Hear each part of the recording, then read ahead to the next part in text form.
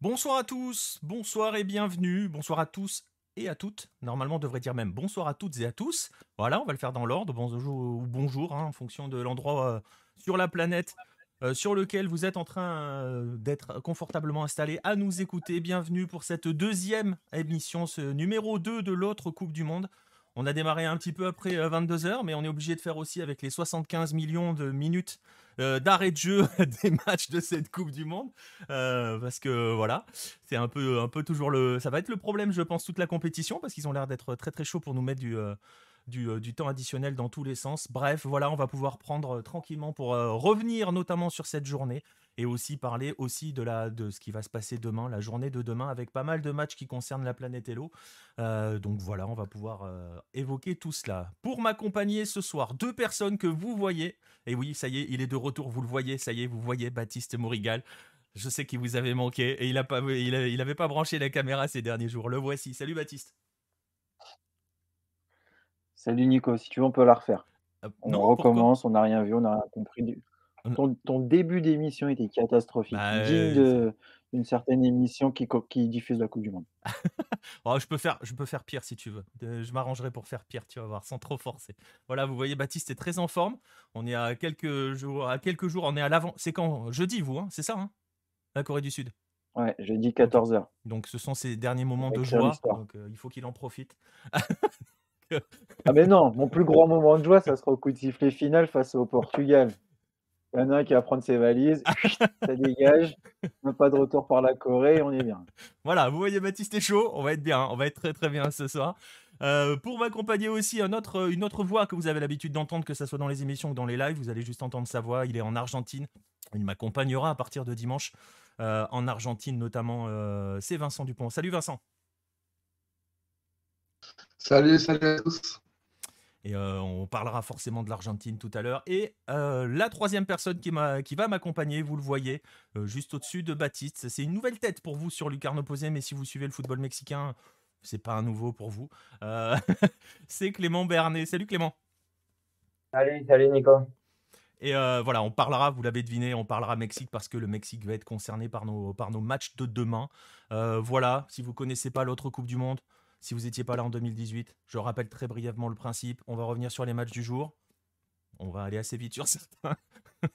Et on va surtout se focaliser sur demain parce qu'on a quand même pas mal d'affiches qui mettent en place, j'ai mangé le mot, mais voilà, qui vont faire intervenir nos équipes. Sûr C'est que tu la veux pas qu'on fatigue. la refasse? Non, mais je suis vraiment fatigué, donc voilà, il faut pas le dire, mais voilà. Les derniers préparatifs pour l'Argentine, ça commence à peser un petit peu. Voilà, bref, on va pouvoir se lancer tranquillement. On va revenir sur on va commencer l'émission. On va revenir justement sur les matchs du jour.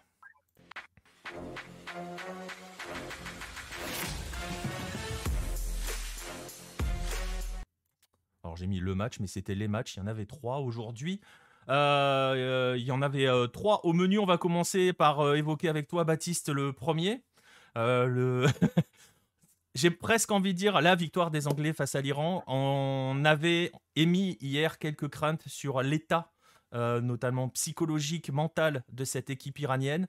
On était un petit peu entre deux, hein, à se demander si ça allait pas trop peser sur cette équipe-là, avec d'un autre côté la grande question qui était de savoir si, j'ai envie de dire, travailler sur les souvenirs, c'est-à-dire l'époque dorée de Carlos Queiroz en le rappelant. Est-ce que Queiroz allait pouvoir faire reprendre la mayonnaise dans cette équipe-là? Euh, voilà, je pense qu'on a eu un gros élément de réponse. Ils n'étaient pas vraiment là, nos Iraniens, aujourd'hui, hein. Ah bah, ils ont fait comme les Qataris, se sont pas présentés, hein, sur le terrain clairement. Enfin, ça m'a fait un peu penser, et je crois que je te l'ai dit ou je sais plus si je te l'ai dit, mais ça m'a fait penser à Persepolis face à Ulsan en 2020. C'est-à-dire qu'au moment où ils doivent se montrer, bah, ils font complètement le contraire de ce qu'ils savent faire. Et alors c'est dans un autre contexte, hein, bien évidemment, mais c'était à peu près la même chose. C'est-à-dire aucune cohésion d'équipe, aucun placement correct, notamment de la défense qui était pourtant l'élément fort, de l'Iran de Queiroz. Enfin, il y avait rien en fait, c'était vide.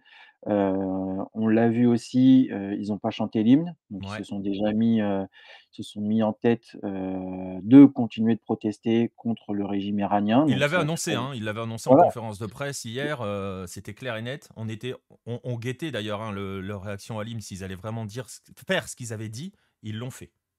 voilà, et ils se sont donc après c'est tout à leur honneur, hein, c'est leur choix, c'est leur combat, ils peuvent prendre position. On l'a vu aussi dans le stade avec les pancartes et cetera, mais je pense que c'est quelque chose qui est trop lourd à porter pour jouer au foot et penser à ce qui se passe au pays et délivrer un message. Donc Queiroz qui arrive, qui a 2 matchs pour se préparer, enfin on va dire 4 avec les 2 de préparation, tout le contexte et cetera, on pouvait pas voir une équipe iranienne, comme on l'a l'habitude de voir. C'était pas possible et on l'a bien vu, hein, et puis les Anglais, heu, alors ils ont pas fait comme les Équatoriens, Non. c'est-à-dire qu'eux, ils ont joué jusqu'au bout. Alors ils leur ont mis bien la tête, sous l'eau.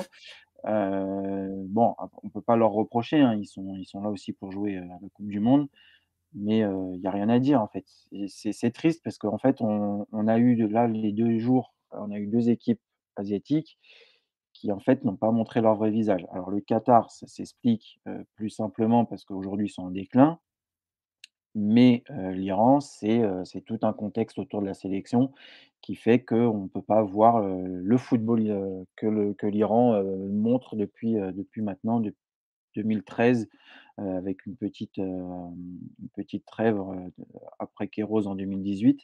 Mais c'est bien dommage, et ce qui va encore en plus, moi, me rendre triste, alors c'est pas triste, c'est un grand mot, hein, mais c'est l'idée, c'est qu'on va parler de l'Iran comme un pays faible, ça a pas sa place à la coupe du monde et cetera. Bah si, en fait, mais juste intéressez-vous en dehors du terrain, intéressez-vous à ce que fait cette sélection, et vous verrez que normalement ça a sa place. Parce que quand on voit le Pays de Galles aujourd'hui, Enfin, la première mi-temps surtout, hein. la première mi-temps, bah voilà, on peut pas reprocher à l'Iran dans le contexte actuel, de complètement passer à côté de son match, et je pense qu'ils vont passer à côté de la coupe du monde. Ouais, ouais, et ça revient un petit peu à ce qu'on disait hier, hein, sur le Qatar. C'est-à-dire que on sait que les coupes du enfin voilà, on va pas reprocher aux gens de pas regarder, de pas faire comme nous, hein, c'est-à-dire de regarder un petit peu partout. On peut pas, voilà, reprocher aux gens comme ça, mais c'est vrai que la coupe du monde, c'est normalement la vitrine, c'est le moment où tu peux aussi découvrir ces sélections-là. C'est le moment où tu montres ta sélection, voilà. Et le Qatar hier a laissé une image d'équipe. Je les ai vus passer des messages comme quoi c'était probablement l'équipe la plus faible qu'on a jamais vue en Coupe du Monde. Peut-être, j'en sais rien, parce que voilà, ça revient à comparer les époques. Mais c'est vrai qu'on va avoir la même problématique qui va se poser avec l'Iran. Je pense qu'on sera un petit peu plus conciliant de manière générale avec l'Iran, vu les engagements politiques pris par cette sélection. Donc je pense que ça, tu vois, c'est Bah, peut-être c'est un ça, contexte différent. leur vitrine là aujourd'hui, je pense que c'est pas le football. Ouais, C'est, prendre position, c'est un autre combat qu'ils sont en train de mener, et le football pour eux il est anecdotique, et même quand on voit Queiroz qui est interviewé avant les matchs, en conférence de presse, on lui pose beaucoup de questions, sur ce qui se passe en Iran et cetera. Donc je pense que le football est plus du tout dans leur esprit, et ils sont complètement à côté. Voilà, c'est comme ça, tant mieux pour les Anglais, tant mieux aussi pour sans doute les Américains et les Gallois, mais c'est vraiment dommage pour l'Iran. c'est dommage. Espérons que dans 4 ans, parce que alors dans 4 ans ils y seront, hein, puisqu'en plus on ouvre, la coupe du monde, donc s'ils y sont pas, ça serait, un drame, en espérant que dans 4 ans, ils puissent montrer ce qu'ils avaient montré en 2018. Parce que je rappelle qu'en 2018, ils avaient bien enquiquiné, dans leur groupe, ils avaient battu le Maroc et ils avaient bien enquiquiné le Portugal et l'Espagne. Donc c'est Ouais. ça qu'on veut voir de l'Iran. Il y a une histoire de pénalty raté, je crois, hein, face au Portugal, sinon ils les battent, hein, c'est ça, hein. C'est ça. Ouais, hein, on est d'accord. Et effectivement, la conséquence, comme le dit Nostromo dans le chat, d'ailleurs, j'ai pas salué le chat en arrivant. Bonsoir à vous tous dans le chat, merci d'être là. C'est pas bien. Pour l'instant, c'est pas fort, hein, c'est pas fou pour l'AFC. L'image que laisse l'Asie pour l'instant, voilà. On s'attend pas à des gros miracles demain, on l'évoquera tout à l'heure pour l'Arabie Saoudite d'Hervé Renard. Mais voilà, C'est ce qu'on attend, enfin, malheureusement, c'est ce qu'on a chaque année, que ce soit pour l'Afrique ou pour l'Asie, en fait. C'est-à-dire que leurs sélections, qui sont censées être les têtes d'affiche, bah, elles y arrivent pas. Alors l'Arabie Saoudite, c'est pas une tête d'affiche, alors même s'ils ont dominé leur groupe et cetera, oui, ils sont là régulièrement, mais ça a jamais été non plus, de l'apogée du football, ces dernières années, je parle. Hem, mais le Japon et la Corée y arrivent rarement, voire jamais, sauf en 2002 pour la Corée. L'Iran malheureusement, bah, en 2018, enfin fallait se les effacer, hein, fallait se les coltiner, hein, les Portugais et les Espagnols, c'est pas non plus, Ils étaient dans un groupe, super dur, mais pour voilà, le coup, ils avaient donc laissé une vraie belle impression, l'Iran. c'est ça. Mais on retient qu'ils ont été éliminés. Voilà, l'Iran fait un peu ce qu'a fait le Sénégal aujourd'hui, normalement, c'est-à-dire une belle impression. Il manque de la justesse quelque part, bah oui, c'est normal, on n'est pas dans des sélections top mondiales, on est dans des sélections top Asie. Mais voilà, après, l'AFC a le même combat que l'Afrique, c'est qu'ils ont un peu aussi, de mal à se développer correctement parce qu'ils jouent des matchs compétitifs que tous les 4 ans. Ouais. Franchement, les niveaux en Asie et en Afrique, voilà, Ouais, ouais, c'est non, mais c'est ce qu'on il y disait a hier. très peu de il y a très peu en fait, ils font un match pendant les qualifications, en fait, ils ont que 2 matchs compétitifs. Parce que c'est quand l'Iran affronte la Corée, c'est le match compétitif, quand le Japon affronte l'Arabie Saoudite ou l'Australie. Le reste, Bah, voilà, c'est c'est ce qu'on disait hier, hein, c'est ce qu'on disait hier quand on disait que l'Iran n'avait pas convaincu grand monde pendant la campagne éliminatoire, mais ils se sont promenés totalement dans cette campagne éliminatoire parce qu'il y avait bah, rien en c'est ça, face.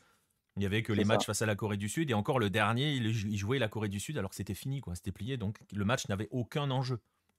exactement et c'est ce qu'on en fait, on va régulièrement avoir ça, en fait. Ouais, C'est le problème d'avoir des sélections qui ne peuvent aujourd'hui ne plus que jouer entre elles.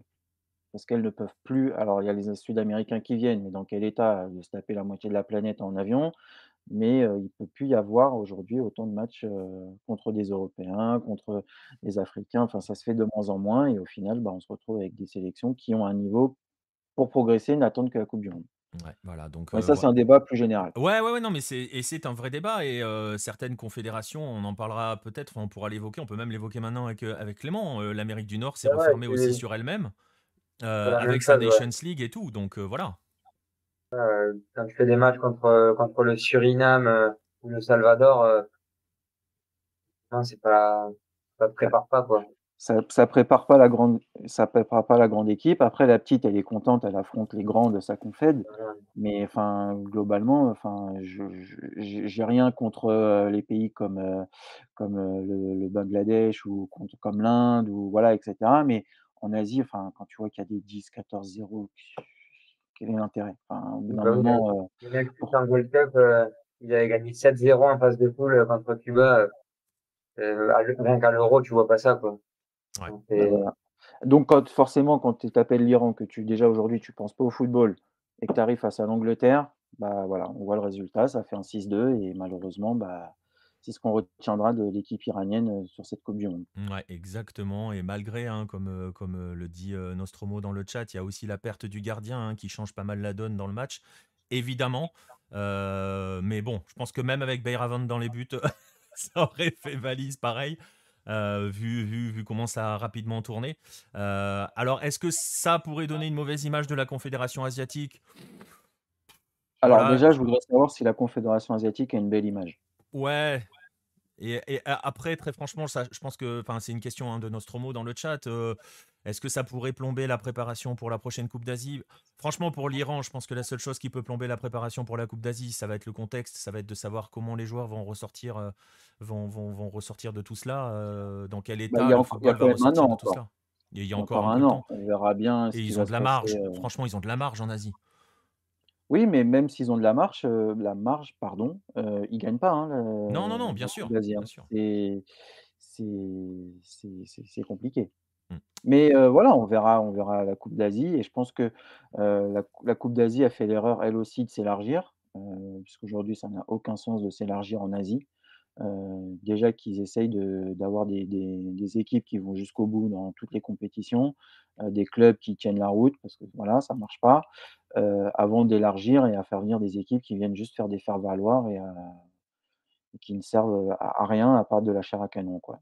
Mais ça, c'est aussi un autre sujet et j'espère demain et l'Australie alors pour une fois, je vais dire qu'ils sont en Asie, mais j'espère que l'Australie va faire quand même un meilleur visage. J'attends rien de l'Arabie Saoudite, mais j'espère quand même que l'Australie va faire quelque chose. En fonction du résultat de l'Australie, demain, elle sera soit océanienne, soit asiatique sur les coups de 22 heures. Exactement. Exactement. Donc soyez prêts, il y a Monsieur Yass dans le chat qui fait confiance à Hervé Renard pour redresser la barre. Bon, on en parlera tout à l'heure, mais bon, c'est l'Argentine en face. Ça va être quand même compliqué pour l'Arabie Saoudite de véritablement exister face à l'Argentine, mais on en parlera tout à l'heure. On va finir un petit peu sur les matchs du jour. Tu l'évoquais, on va les évoquer brièvement, parce qu'on n'a personne de spécialiste du Sénégal ici. On va évoquer quand même la victoire des Pays-Bas. Qui s'est dessiné sur le tard. Alors je sais que c'est un petit débat qu'on a en interne entre nous deux. Hein. Moi je suis toujours pas convaincu par ces Pays-Bas-là. J'ai même entendu la télé les classer au rang presque de favoris, hein, de les mettre parmi les favoris de la Coupe du Monde. Bon voilà. Non, Mais enfin, on peut pas les mettre, c'est pas les Pays-Bas de Koeman, ou Koeman, je sais plus comment ça se prononce exactement, qui avait roulé sur la Nation League. La Ligue des Nations en 2018-2019 avant qu'il parte pour le Barça. D'ailleurs, ce qui est très drôle, c'est il reprend la sélection après la Coupe du monde. Donc merci au FC Barcelone.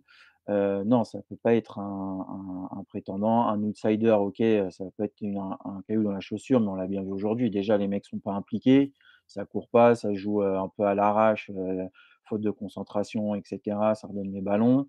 Enfin, je pense que Van Gaal aujourd'hui, il est très en colère, même s'il y a la victoire. Parce que c'est pas normal. Lui, normalement, c'est carré, c'est solide. On l'avait vu en 2014 quand ils ont quand même fait 3e. Alors ouais, il y avait Robben qui portait l'équipe à lui tout seul, mais le match d'aujourd'hui montre que si les mecs ne montrent pas plus d'implication, ils vont aller nulle part et de base, déjà, on n'attendait pas grand-chose. Donc ils ont gagné face au Sénégal parce que les Sénégalais je pense qu'ils se sont été eux-mêmes surpris de la tournure du match. Ils s'attendaient peut-être pas à avoir autant de ballons et ils ont pas réussi à terminer les actions. Ils étaient un peu en panique quand ils étaient devant la surface, néerlandaise et pas savoir quoi faire. Donc ils étaient un peu paniqués. Il suffisait juste qu'un Néerlandais fasse un pas et eux, ils savaient pas quoi faire avec le ballon. C'était assez rigolo.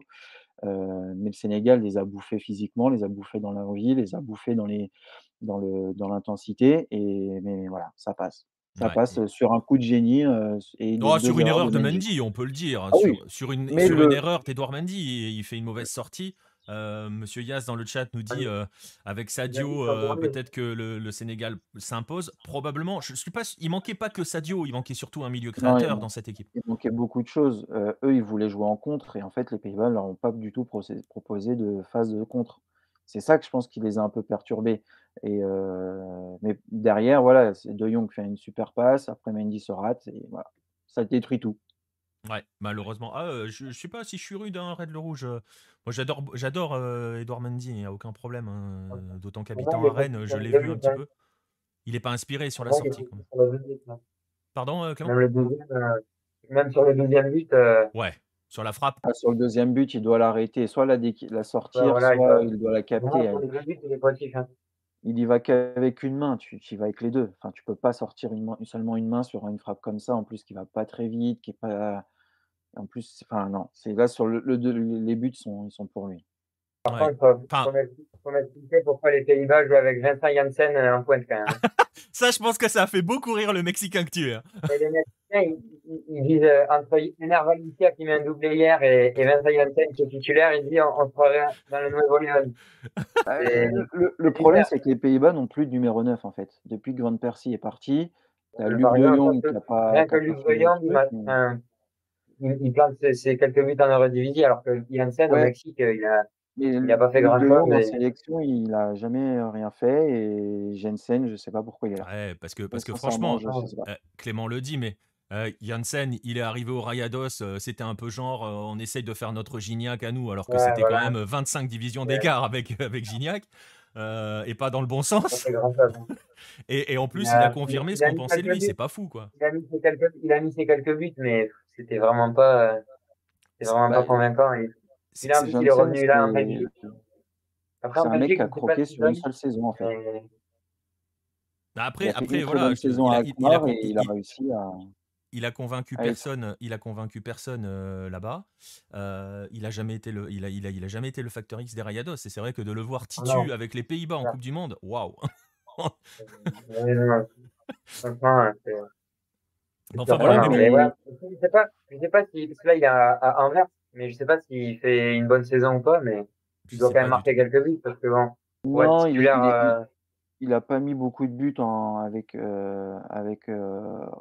Anvers. Enfin si, il en a mis, mais c'est pas non plus, enfin c'est en Belgique, hein, c'est pas non plus, incroyable. voilà. Mais en fait, il croque toute sa carrière, il va croquer sur la saison qu'il a fait à Alkmaar où il a mis, 27 buts. Ouais, c'est ça. Voilà. En une saison, il a mis 27 buts, il va faire toute Après, sa carrière À là-dessus et Tottenham, après, il avait rien fait à Tottenham. mais voilà, quand Memphis est rentré, Memphis va être titulaire. C'est Memphis Ouais. le Ouais. numéro 9 titulaire de cette équipe et Memphis n'est pas un numéro 9. Non. Mais bon. Mais c'était déjà lui sous Koeman. Oui, bah oui, mais sauf que Koeman ne jouait pas avec un 9. Là, C'est les vrai. Pays-Bas de Van Gaal, il va jouer avec un 9. Ouais. Donc c'est pour ça qu'il est là. Ouais. Sinon il y aurait Jensen ne serait jamais arrivé avec, Koeman. Ouais. Enfin bon, voilà, les Pays-Bas se sont imposés. On attendra forcément tous. On le savait que ça allait se jouer. Ça allait se jouer entre Équateur et Sénégal, hein, normalement derrière les Pays-Bas. Voilà, moi j'ai bien aimé ce Sénégal-là. Je trouve quand même qu'il y a quelques limites. On les a vus défensivement. Baptiste l'a évoqué. Offensivement, il manque au moins un créateur et forcément un attaquant digne de ce nom. Ça fait beaucoup quand même de manque pour espérer aller plus loin. Voilà. En plus, ouais, Kouyaté blessé.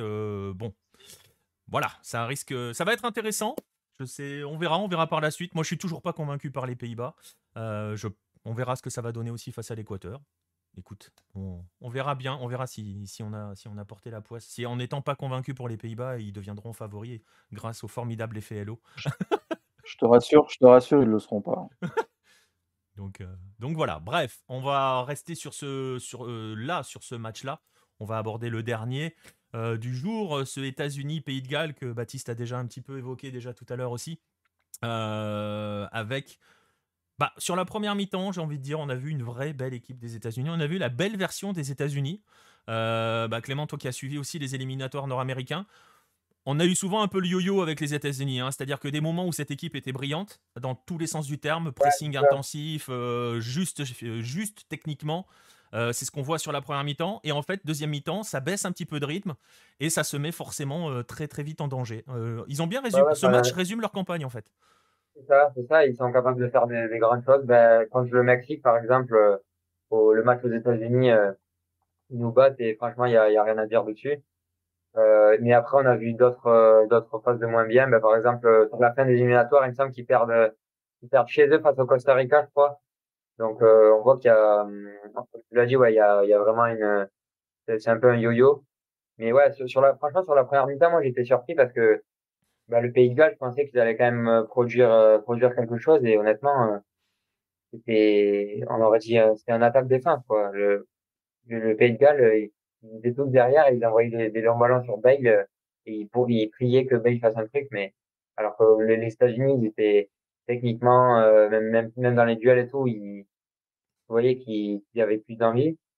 Et après, ouais, par contre, pour la deuxième mi-temps, là, comme tu l'as dit, ça s'est ressenti un peu il y a eu les faiblesses un peu des États-Unis qui sont sorties. Et voilà, ils se font punir sur une faute. Bale, il joue bien le coup, mais après, voilà, forcément, il a l'expérience, donc il sait C'est- obtenir ces fautes-là, ces Ouais, penalties-là. c'est Et extrêmement voilà, mal et défendu. à C'est l'expérience, extrêmement mal joué, défendu. il a joué à l'expérience. Ouais, c'est un peu la naïveté. Je crois que C'est c'est Zimmerman, je crois. Zimmerman qui fait Ouais. la faute, ouais, c'est en MLS, donc voilà, ça montre aussi un peu il y a encore, enfin, pour certains joueurs, il manque un palier à franchir, quoi, pour que cette équipe des États-Unis devienne vraiment une top équipe. Mais comme je l'avais écrit et comme on l'a déjà dit quand on parle de ces États-Unis, il faut quand même rappeler que cette équipe-là, c'est la plus jeune, 25 ans de moyenne d'âge, 25,2. Comme je le disais un petit peu entre nous, en trollant un petit peu, mais pas trop hein, finalement, c'était quand même assez croustillant de voir une nation européenne garer le bus face à des U25 américains quand même. Donc en première mi-temps. Voilà, et le troisième de la zone éliminatoire de la CONCACAF quand même. Hein, donc voilà. C'est vrai que c'est surprenant. Après, troisième, mais enfin, ça s'est joué, Ouais. honnêtement, Canada, Mexique, États-Unis, ça s'est joué dans un mouchoir de poche. Donc après, Oui, oui, il y avait 3 points d'écart ouais, entre Mexique et États-Unis, voilà, même avec ouais, Canada c'est qui ça. était devant. Mais bon, voilà. Après, on a vu mais c'est intéressant, je pense, par rapport à cette idée de construction. On l'évoquera, on l'avait déjà évoqué avec Axel, justement, ce que ne fait pas le Mexique, hein, construire pour 2026. Là, clairement. les États-Unis sont en plein dedans. On voit qu'il y a des choses sur lesquelles il faut travailler. Il y a des choses dans tous les sens du terme, hein, que ça soit tactiquement, techniquement, mais aussi dans l'expérience. Le penalty, je pense que dans 4 ans, il ne le concède plus, ce penalty-là, concrètement. Il y a des joueurs, le Zimmerman, je sais pas quel âge il a, mais par exemple, un joueur comme Tim Rim, lui, il a 36 ans, lui, en 2026, il sera plus là. Mais c'est vrai que, comparé au Mexique, eux, tu vois qu'ils préparent déjà, ils sont concentrés. Et limite, la Coupe du Monde 2022, peu importe le résultat, en fait, pour eux, ils préparent 2026 et moi, je pense qu'ils seront prêts parce que, enfin, là, les joueurs, c'est presque, bah, c'est tous des jeunes. Par exemple, Younous Moussa ou même celui qui est rentré, Aronson, c'est des joueurs qui sont très jeunes et Ouais, ça a ils 20 ans, affichent ouais. quand même déjà un niveau et une maturité, qui sont quand même assez impressionnantes. Donc, pour 2026, ils sont totalement dans les temps et je pense qu'en 2026, ils peuvent faire très mal. Alors que le Mexique, nous, bah, Ouais. il n'y avait pas de projet. Nous, c'est Tata Martino, je sais pas, il fait C'est il c'est fait ce du qu'il veut, bricolage. mais Mais ouais, c'est ça. 2026, On est vraiment dans cette construction. On l'a senti. On le voit qu'il y a une marge de progression. Et en même temps, c'est normal qu'il y ait une marge de progression quand sur le terrain. Bah, Weah qui marque, il a 22 ans, hein. Donc oui, il y a quelques ouais, anciens, c'est tu l'as vrai. dit, hein, Tim Rim. Zimmerman, je viens de regarder, il a 29 ans. Donc tu vois, il Et sera. voilà. Ça va. Ouais, mais ça va. 2026, il peut être encore là, tranquille, hein, à 33 ans. Oui, oui, c'est vrai. Ça va. Mais voilà, il y a quand même quelques jeunes dans cette équipe-là. On a vu qu'elle tenait la route. On voit ce qu'elle est capable de faire. On voit ce qu'elle doit travailler aussi. Elle aurait peut-être mérité un petit peu mieux. Ça manque effectivement de talent derrière, comme tu dis, Monsieur Yass. Ils ont 4 ans quand même pour Après, les faire émerger. il y a un gros réservoir derrière. Par exemple, je crois que c'est Richards qui était au Exactement. Bayern. Donc voilà, des joueurs comme ça, ils sont pas pris, mais dans 4 ans, je pense que enfin, ce sera des très bons joueurs. Mais Exactement. là, ce qui leur a manqué aujourd'hui aussi, c'est du jus.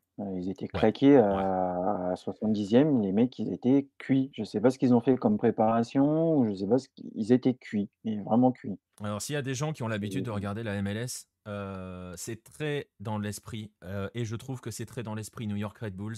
C'est-à-dire que on a vu les mecs, ils agressent constamment en première mi-temps. C'est un pressing intensif, mais totalement dingue, parfois, enfin, sans temps mort, en fait, concrètement. Et c'est souvent aussi ce qui arrive aux Red Bulls, qui ont cette philosophie-là, de tout le temps aller chercher, tout le temps aller agresser. Et forcément, au cours du match, eh ben, il y a un moment où ça finit par plonger. Et c'est clair que là, sur la fin de match, ils en peuvent plus. Wea, il y a eu un moment quand il perd le ballon et qu'il veut se replier, il n'avance plus. Il n'y a plus de bah, jus du c'est tout. ça, c'est ce qui leur coûte, je pense, la fin de match, parce qu'il y avait des espaces derrière, dans la défense des Gallois qu'ils auraient largement pu exploiter et bah, ils ont pas pu. Il y avait plus de jus. Ouais. Clairement, il y avait plus de jus et c'est dommage parce que, même si le Pays de Galles, OK, a fait une première mi-temps catastrophique et s'est réveillé en seconde, ils ont 2 actions, le penalty et la tête qui est bien claquée. Mais sur le reste, il se Qui est passe sur pas un coup de pied grand-chose. arrêté en plus, si j'ai bonne mémoire. Exactement. Donc ils méritaient quand même un peu plus, parce que c'est vraiment eux qui ont essayé de jouer, qui ont essayé de faire quelque chose et pas du tout le Pays de Galles. Après j'ai raison sur mon pari d'hier. Voilà, je voulais le dire. Après, Moi, pour l'intensité, on peut en revenir à ce que disait Baptiste. Bah, quand affrontes le Costa Rica et le Panama, etc., ben, t'es peut-être habitué à mettre moins d'intensité. Que là, par exemple, le Pays de Galles, t'as beaucoup de joueurs du Première Ligue, etc. Donc, je pense qu'ils sont moins habitués à mettre autant d'intensité. Même avec la pression de la Coupe du Monde, t'es un peu Après, il faut galvanisé. dire, Donc, ils se sont aussi fait rentrer dedans, enfin les Gallois quand ils venaient, c'était un bus, hein. Enfin, ouais, voilà, ouais, c'est ouais, ça. mais, une mais, visite, mais il a dégusté, hein. Mais c'est ce que Clément dit sur la notion de il joue en première ligue et tout, c'est quelque chose que sur lequel Greg Berhalter a beaucoup insisté en avant-match. Et c'était, je pense, ce qu'il avait en tête aussi sur la gestion du rythme et de l'intensité. Alors les Gallois se sont fait vraiment rentrer dessus en première mi-temps, mais t'as presque envie de te dire, bah, ils s'en sont bien sortis à la pause, et au final, ils ont géré l'effort en fait sur la durée. Bah, c'est ça, alors que les Américains se sont cramés. Ils ont tout donné. Voilà. Voilà pour les 3 matchs du jour, avec des résultats pour l'instant pour la planète Hello, c'est pas foufou, hein. C'est ce qui se passe Mais Mais ce ne c'était sont pas pas nos nos meilleurs représentants qui sont sur le terrain. Donc, voilà, c'est pas nos têtes d'affiche qui ont joué pour le moment. voilà, donc on va s'en sortir comme ça. Et ben justement, on va passer. Il y en a quelques-unes de nos têtes d'affiche qui arrivent demain. Ah, il y a l'Arabie Saoudite qui arrive. Voilà, c'est exactement à eux que je pensais, tu vois, à l'instant. Et bien justement, on va se projeter sur ces matchs de demain. Voilà, avec le programme de la journée.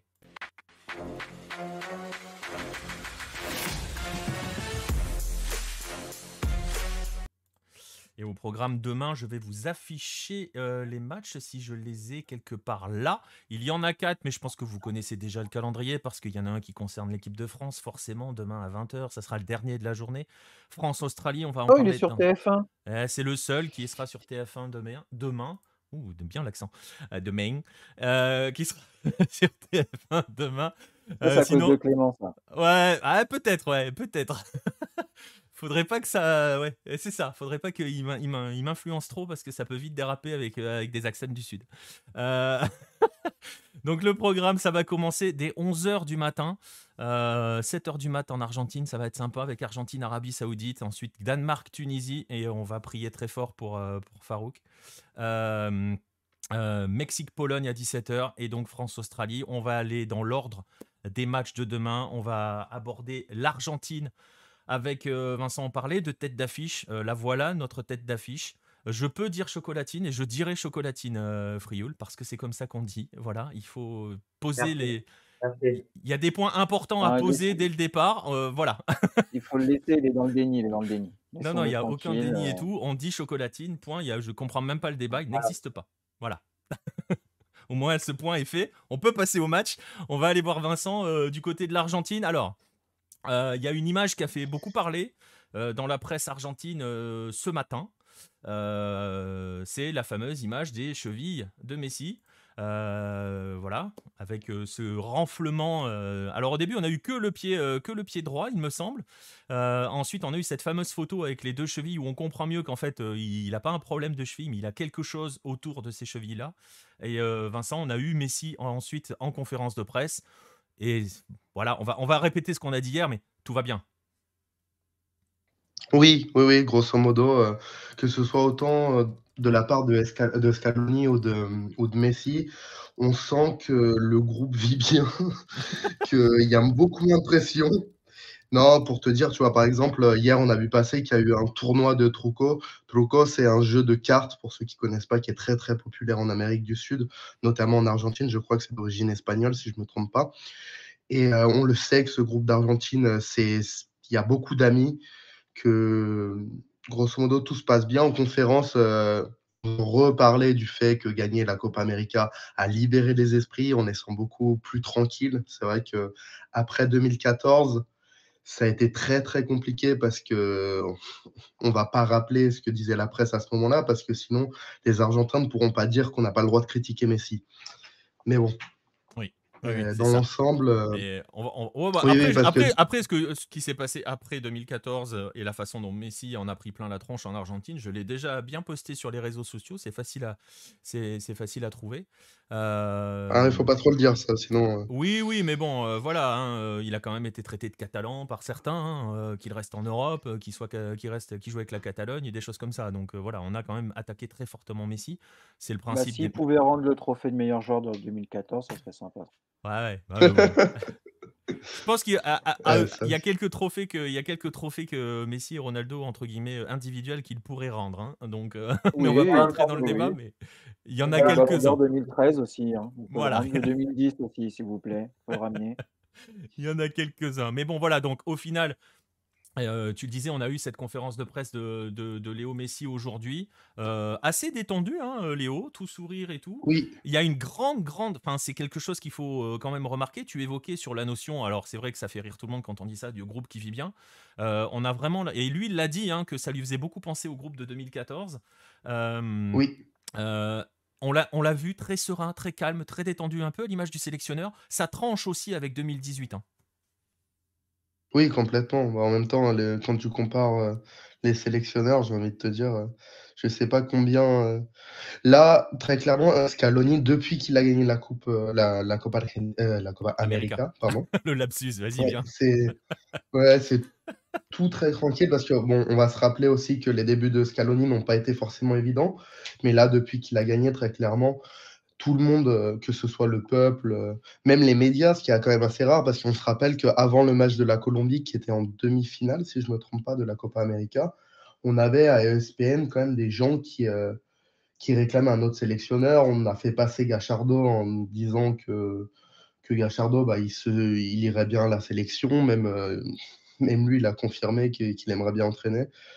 Ça, c'était assez mal passé, notamment de la part de Pochorignolo et Ruggeri, qui sont deux présentateurs très très connus. C'est l'émission foot la plus regardée. Donc là, le climat, tout est au vert. On va attendre le match de demain. Alors, il faut absolument que l'Argentine gagne demain parce que en 86, ça a gagné 3-1 contre la Corée du Sud et en 78, ça a gagné 2-1 contre la Hongrie. Si l'Argentine gagne demain, ça veut dire que l'Argentine va être championne du monde. Voilà. C'est un peu comme ça qu'on raisonne ici. Ah, c'est toujours aller chercher des super, signes. magnifique. Ah, mais alors après, c'est toujours aller chercher des signes et les Argentins vont toujours chercher des signes. Il y a une énorme superstition. Franchement, je vous invite à lire par exemple le 22 juin 86 si vous avez jamais vu des superstitions totalement dingues. Voilà. Il y a des superstitions Ouais, vous en totalement. êtes servi. Ils sont incroyables et ils vont chercher le moindre signe. Et je le disais en rigolant hier quand je suis passé dans l'after, mais le fait que Ener Valencia devienne le plus vieux buteur d'un match d'ouverture d'une Coupe du Monde, c'est aussi un signe parce que en 86, c'était Altobelli qui avait marqué le premier but de la Coupe du Monde et il était devenu à ce moment-là le plus vieux buteur lors d'un match d'ouverture. Tout ça, c'est des signes. J'ai presque envie, je sais pas, Vincent, j'ai presque envie de dire que l'histoire des chevilles gonflées, c'est pareil. C'est Maradona qui est blessé en 86 et en 90. Ouais. C'est la même. Ils sont en train de nous réécrire la même histoire. Et je sais pas ce que t'en penses. J'ai la sensation que cette équipe-là, et même dans le discours de Scaloni, on est quand même en train de ressortir tous les symboles du billardisme, hein. Ouais, totalement. Et est-ce que c'est une surprise? Du tout. Pas du tout. Et tu verras que demain, on va nous ressortir si ils peuvent gagner contre l'Arabie Saoudite, que comme c'était une équipe asiatique, du coup, on ne sait pas trop si c'est asiatique Si, ou c'est pas. asiatique On là. verra Ah. demain soir. C'est asiatique là? Ouais, ça reste. Bon, si C'est c'est Asie de asiatique, l'Ouest. c'est OK. C'est pas Asie de l'Australie. l'Ouest. Il reste C'est un asiatique. peu la Confed qui joue la Coupe du Golfe, la Coupe arabe, tu vois, on ne sait pas trop où ils sont, mais ils sont un peu partout. Bon. Ils Et ont c'est aucune eux qui fidélité, en fait. c'est eux qui dirigent l'AFC pour dire les choses. Et c'est eux qui dirigent la FC. Voilà. Donc, tant qu'à faire, hein, vas-y. Hein. Bon, tu vois, comme ça. Mais sinon, oui, effectivement, Scaloni a quand même dit une phrase assez importante qui, qui reflète quand même un peu, qui calme un peu tout le monde. Il a quand même dit, nous ne sommes en aucun cas obligés de gagner la Coupe du Monde. On a tort si on croit ça. On doit respecter les autres équipes parce que les Argentins, encore une fois, je l'ai déjà dit hier, je vous le répète, ils vous diront jamais qu'ils vont être champions parce que sinon, on peut pas dire ça. Mais la confiance est quand même énorme et ça faisait quand même très très longtemps qu'on n'avait pas vu autant d'optimisme. Ouais, exactement. Il a aussi dit, il a dit ça aujourd'hui en conférence de presse. Il a aussi dit la dernière fois une Coupe du Monde ne se gagnait pas forcément. Et ça, c'est pareil, hein, on est dans le billardisme pur. Ne se gagne pas en jouant ou en écrasant les adversaires, hein, mais on a presque l'impression d'entendre Didier Deschamps. À qui pense Mais quand tu exactement, dis il ça? a en plus utilisé des termes en espagnol qui font véritablement passer à Sampaoli sur le côté véritablement voilà, déborder, submerger l'adversaire. Donc il a vraiment envoyé quelques mines cachées.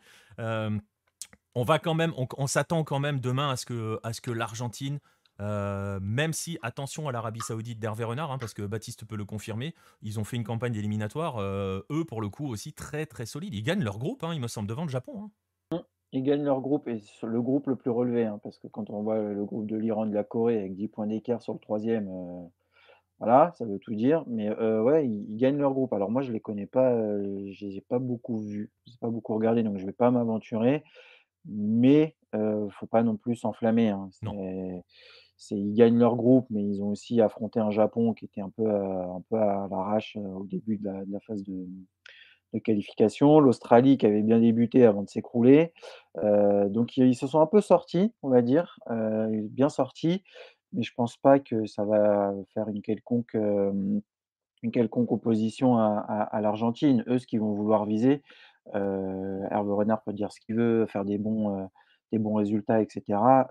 Pour moi, ils vont viser la troisième place du groupe, comme ils l'ont fait il y a 4 ans, c'est-à-dire ne pas être ridicule, au moins essayer d'arracher une victoire et on verra après ce qui va se passer, pour la suite d'Hervé Renard. Mais c'est pas du tout l'objectif, et l'Argentine est largement supérieure et devrait se promener.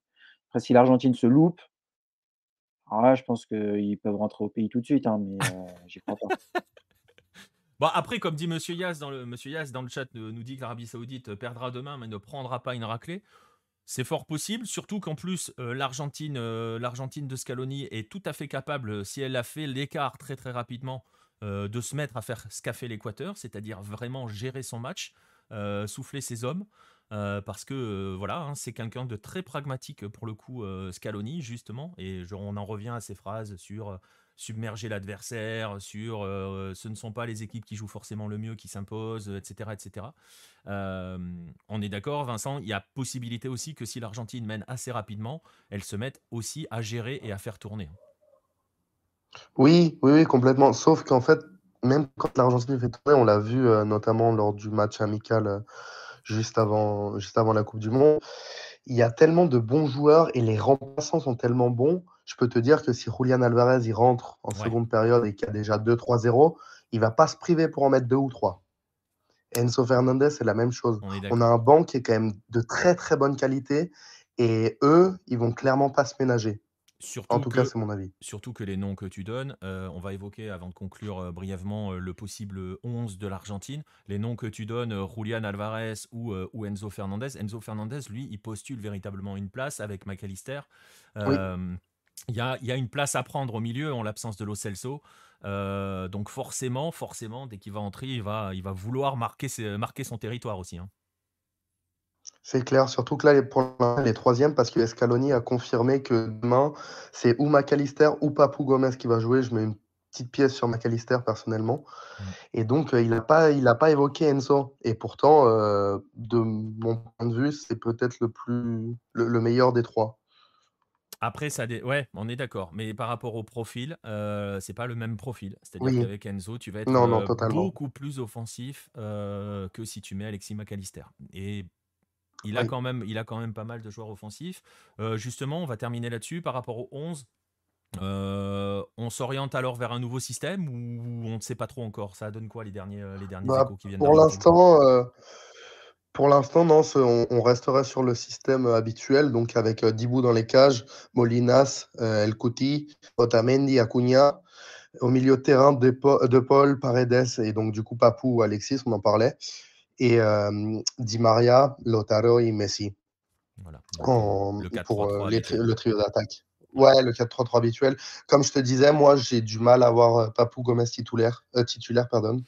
Donc, on Je- verra. je- je- On verra, mais J'aurais tendance à mettre une pièce sur Alexis, surtout que c'est lui qui joue le dernier match, je crois. oui, c'est ça. Et surtout que Papou, il est quand même.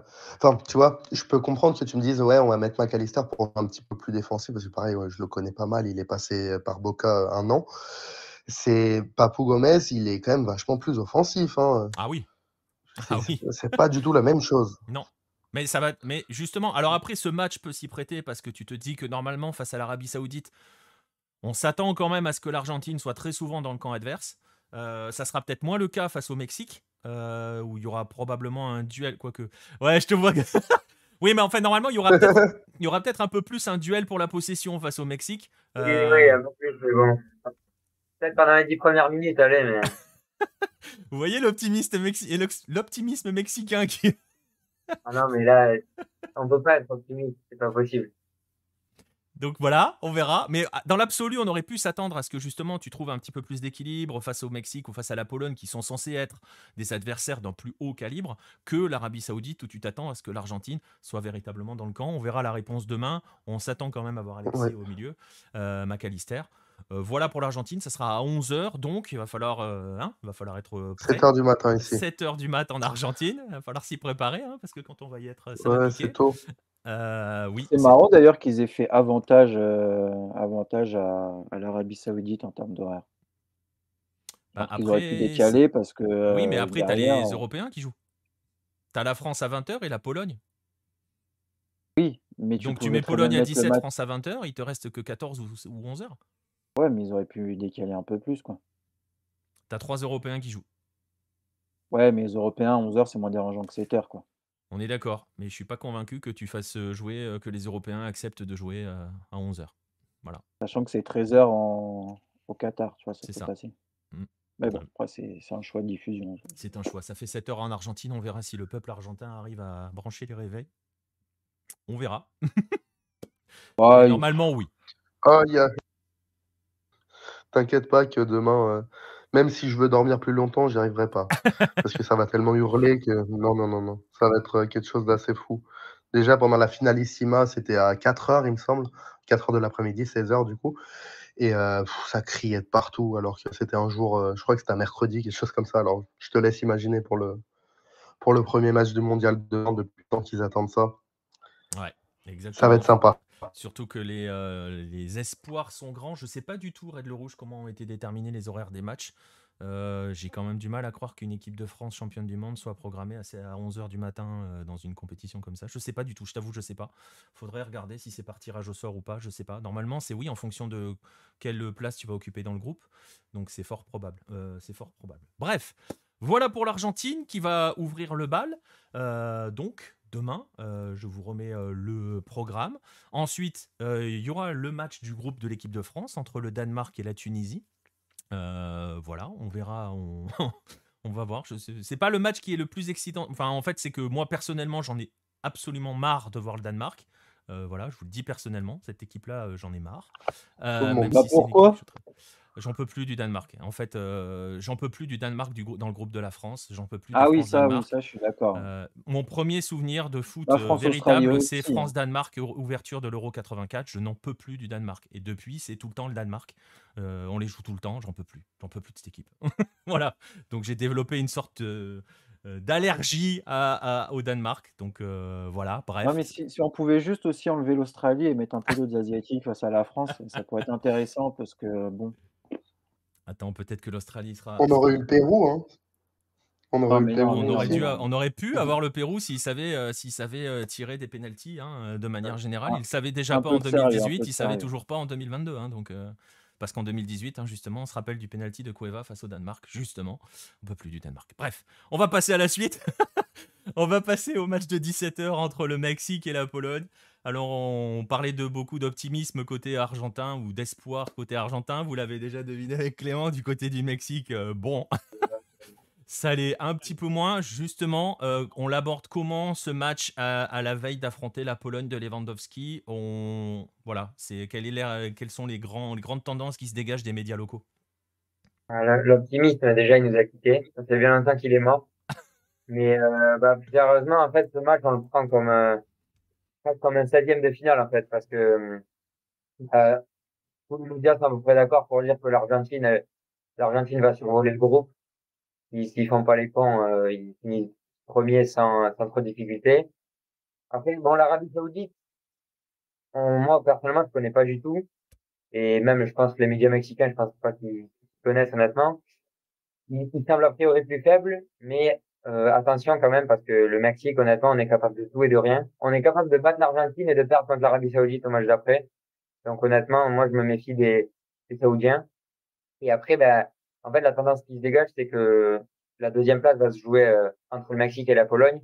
Et donc, ce match contre la Pologne, il est capital parce que si on perd là, ben, on a un pied et demi en dehors de la compétition. Parce que derrière, il faut aller chercher un exploit contre l'Argentine et on ne refera pas le coup de l'Allemagne 2018. Donc honnêtement, voilà, c'est un match crucial. Et après, bah, comme je l'ai dit, le pessimisme, il règne parce que bah, les éliminatoires, ils ont été mauvais. Voilà, on a très très mal joué. On a quand même fini deuxième, mais on n'a pas gagné un seul match contre les États-Unis et contre le Canada. 2 matchs nuls chez nous et 2 défaites à l'extérieur. Et on a gagné contre les petites équipes comme le Honduras ou le Costa Rica. Enfin non, contre le Costa Rica, on a fait 0-0 à l'Azteca quand même. En se C'était faisant fort. bouger. Ouais, en plus. En plus. Et non, quand par exemple, on est allé gagner 1-0 Honduras, laborieusement sur une tête d'Alvarez sur corner, contre le Salvador, pareil, penalty de Raúl Jiménez. Raúl Jiménez, il a mis 3 buts, 3 penalties. Donc, il y a plein de matchs où on a gagné, par un but d'écart et très souvent par un penalty. Et contre les grosses équipes, entre guillemets, de la zone, on n'a pas gagné un seul match. En plus de ça, en finale de Gold Cup, on perd contre les États-Unis et en finale de Ligue des Nations, on perd contre les États-Unis. Donc, ça fait trois défaites d'affilée contre les États-Unis. Je crois que c'était jamais arrivé dans l'histoire ou alors c'était il y a très très longtemps. Et donc, et Tata Martino, en plus de son fond de jeu, bah, ses choix, ils sont critiqués parce que bah, la liste, honnêtement, il y a des choix qui sont incompréhensibles. Déjà, Raúl Jiménez, dans 90% des pays qui jouent la Coupe du Monde, il serait pas pris.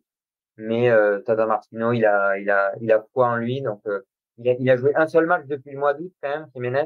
C'était la semaine dernière contre la Suède. Il a joué 45 minutes.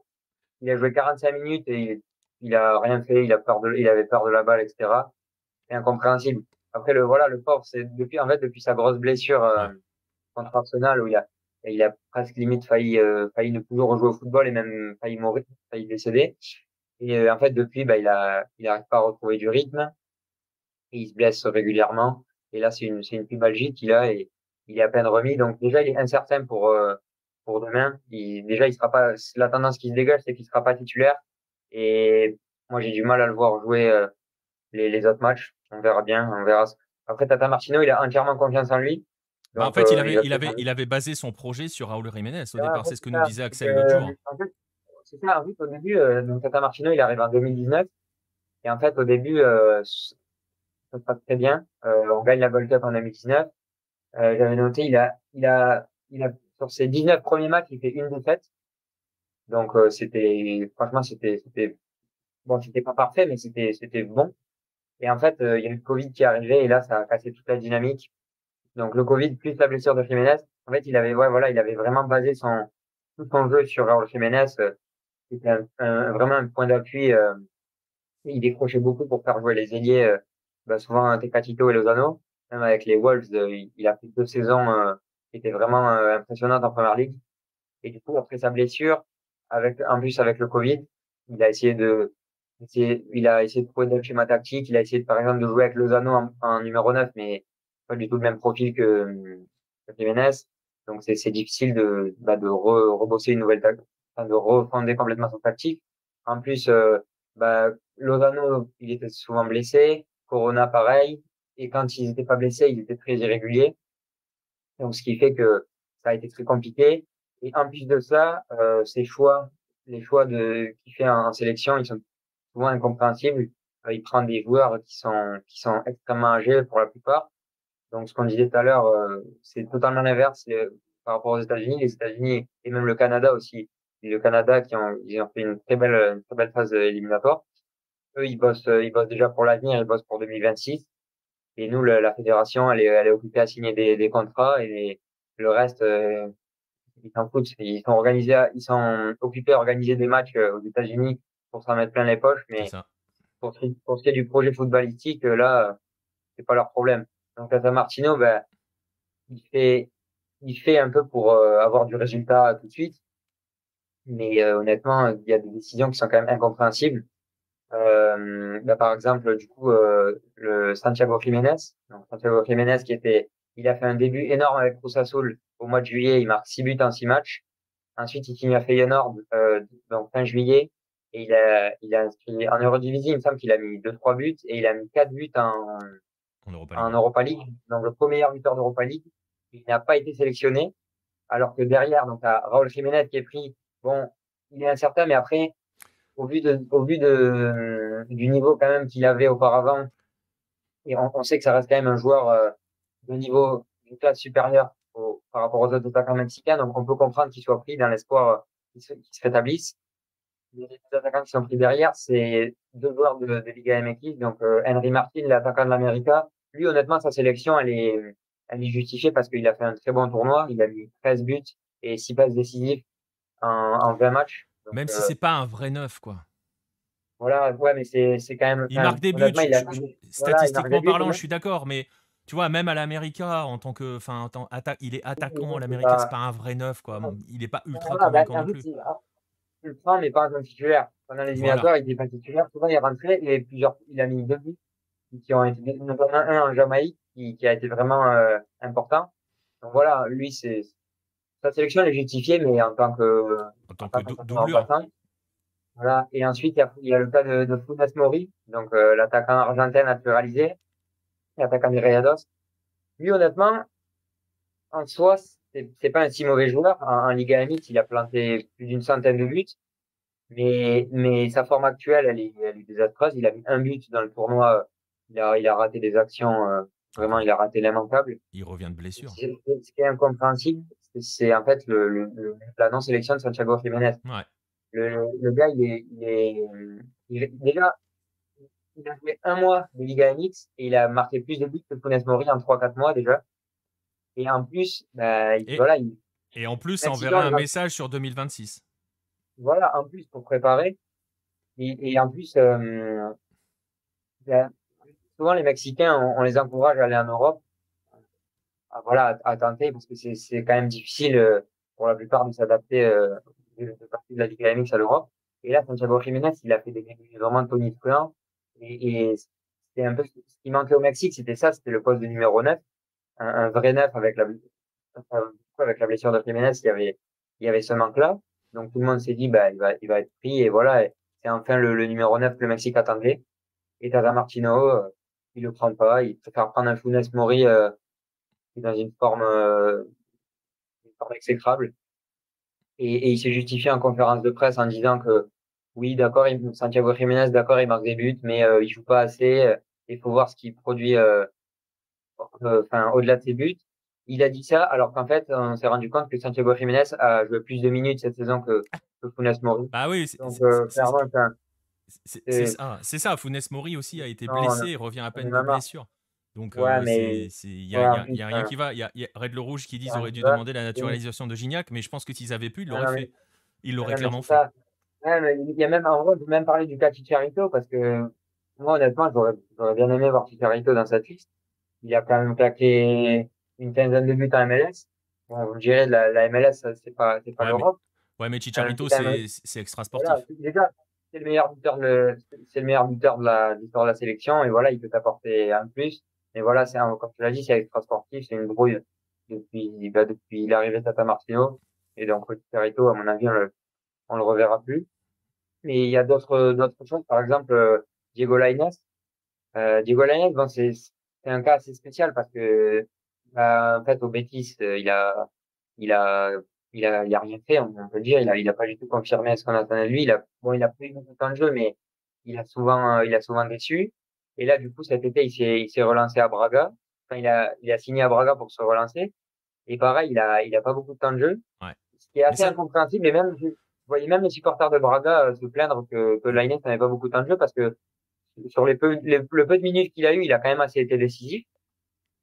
mais Mais dans euh, l'absolu, ça s'entend. Sa non-sélection, il joue pas assez. Donc, après, tu peux l'entendre. Cet argument-là, il s'applique à Lainez. oui, non, pour le coup, c'est beaucoup plus compréhensible que Santiago Jiménez. Ouais, Mais au Mexique, ça lui est quand même beaucoup reproché parce que Lainez, en fait, il a toujours eu un statut assez spécial. oui. Et en fait, en sélection, il a toujours eu cette étincelle. Euh, les matchs, euh, les matchs avant les Jeux Olympiques mais aux Jeux Olympiques, il a quand même brillé. Euh, et en fait, à chaque fois qu'il rentre avec le Mexique, il a toujours cette étincelle. C'est des joueurs comme ça qui, malgré leur performance en club, ben, en sélection, ils arrivent quand même à être décisifs et à briller. Et en fait, on retrouve pas tant la non-sélection de l'Aïnès, mais plutôt d'avoir pris à sa place Alvarado, qui est honnêtement très bancal en Liga MX. C'est un joueur, bon, voilà, il est capable de faire quelque chose, mais Ouais. franchement, voilà, c'est un peu dommage. Donc Et vous le... après globalement, le Mexique, notamment sur la défense, aussi, ce qu'on lui reproche, c'est de sélectionner des joueurs assez vieux. Là, dis-toi, bon, on a Ochoa au goal, mais bon, encore Ochoa, il a 36 ans, mais honnêtement, ça sera toujours le meilleur gardien du Mexique. Et t'as par exemple Hector Moreno, il a, pareil, 34, 35 ans, il est remplaçant. Enfin, il joue à moitié Rayados et il va être titulaire, demain, à 100%. Donc ça, c'est ce qu'on lui reproche aussi à Tata Ouais. Martino. Mais bon, Et donc il voilà, verra bien. pas de grand optimisme côté mexicain. Non, Tout va se jouer demain, très clairement. Juste rapidement, il y a un homme sur lequel que tu voulais évoquer qui peut être un facteur X, qui peut être un motif d'espoir, j'ai presque envie de dire. c'est Euh, ça, c'est Alexis Vega. ouais. Ah, Alexis Vega, exactement. Alors lui, ce joueur, moi vraiment, j'ai un coup de cœur pour ce joueur. J'ai envie de dire que c'est un peu un joueur puissant. Euh, donc Alexis Vega, pour ceux qui ne le connaissent pas, donc c'est un ailier. Enfin, il peut jouer ailier ou sous l'attaquant. Il joue souvent en soutien de l'attaquant. Donc, il joue au Chivas de Guadalajara. Il a 24 ans, donc un joueur encore un peu jeune, mais qui quand même entre dans un âge assez Ouais, mais ça va, c'est-à-dire que c'est un joueur qui sera mature en mature. Oui, 2026. ça va, ça va. Oui, oui. Et donc, en Liga MX, c'est clairement, il brille. Bon, il est pas aidé par son équipe parce que honnêtement, les Chivas en ce moment, c'est très, très, très, très fébrile. Ouais, disons que quand Mais tu par brilles au exemple, Chivas, c'est que tu as du talent. ça, parce que moi, par exemple, Nico aime les Chivas. Beaucoup. pour citer, par exemple, la saison dernière, il fait quand même 6 buts, 6 passes D. Et là, cette saison, il en est à 3 buts, 4 passes D. Mais au-delà des statistiques, dans le jeu, en fait, il a tellement de situations. C'est dès qu'il a le ballon, il se passe quelque chose, en fait. Que ce soit par le dribble ou par la passe.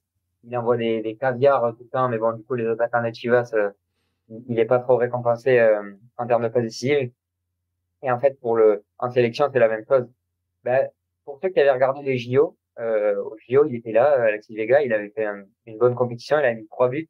Il avait marqué contre la France notamment, il avait ouvert le score. Et il avait fait une bonne compétition, il avait vraiment montré l'étendue de son talent. Et là, honnêtement, c'est un peu en attaque, je pense que ça va être, c'est lui le leader en fait. Et c'est lui le joueur qui va être le plus attendu. Parce que pendant les éliminatoires, il nous a sauvés quelques fois, notamment en Jamaïque, où il marque un but important pour nous donner la victoire. Et en fait, ouais, c'est un joueur qui vraiment, il a cette capacité de création qui est impressionnante.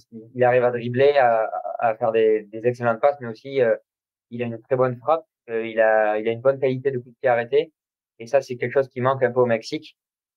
Donc, ça serait pas rare de le voir tirer les coups francs et pourquoi pas de nous surprendre avec un petit coup franc de loin. Et du coup, là, j'avais envie de parler de ce joueur parce que sur les matchs de préparation, c'est clairement lui qui s'est distingué. Et voilà, il est assez méconnu en Europe. Ceux qui suivent un peu la Liga MX le connaissent, mais honnêtement, en Europe, personne Ouais. le connaît. Alors que les autres joueurs, par exemple, Chucky Lozano, tout le monde le connaît, tout le monde se souvient de son mondial 2018. Et puis même, voilà, il joue à Naples, donc il joue quand même la Ligue des Champions, etc. Ou même au-delà de l'attaque, par exemple, on a Edson Alvarez au milieu. Ouais, Et ouais, ouais, voilà, il y a il des noms, est il y a quelques super à noms, il y a l'Ajax. quelques noms confirmés, C'est ouais. quand même quelques noms qui sont connus, mais les gars, en France, et enfin même en Europe et pour le grand public, on va dire, personne ne le connaît. Mm. Mais actuellement, si vous demandez aux Mexicains quel est le meilleur joueur du Mexique, je pense qu'il y en a beaucoup qui vous répondront Vega, enfin, et surtout offensivement. Et ben Donc voilà, voilà, donc c'est un peu l'espoir, Alexis Vega à l'espoir suivre. sur lequel on se repose. Ouais, Alexis Vega, donc à suivre avec attention, notamment demain, on verra, hein, on verra si on le voit, s'il brille. Je vous remets le programme Mexique-Pologne, 17h.